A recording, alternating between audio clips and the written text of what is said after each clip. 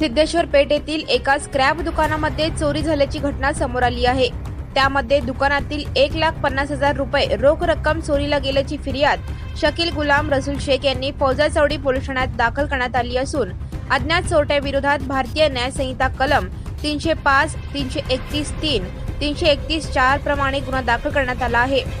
याबाबत अधिक माहिती अशी की दिनांक 1 जून 2025 रात्री 10 ते 2 जून 2025 रोजी सकाळी 8:30 वाजण्याच्या सुमारास सिद्धेश्वर पेठ सोलापूर येथे गुडलक ट्रेडर्स पेपर स्क्रॅप दुकानाचे पत्रे उचकटून दुकानात प्रवेश करून दुकानातील रोख रक्कम 1,50,000 रुपये चोरून नेले। याबाबत शकील गुलाम रसूल शेख वय वर्ष 56 राहणार उत्तर सदर बाजार जवाहर नगर सोलापूर यांनी फौजा चौडी पोलीस ठाण्यात फिर्याद दिली असून अज्ञात चोरट्याविरोधात गुन्हा दाखल करण्यात आला आहे। या घटनेचा अधिक तपास सहाय्यक पोलीस निरीक्षक धायगुडे हे करीत आहेत।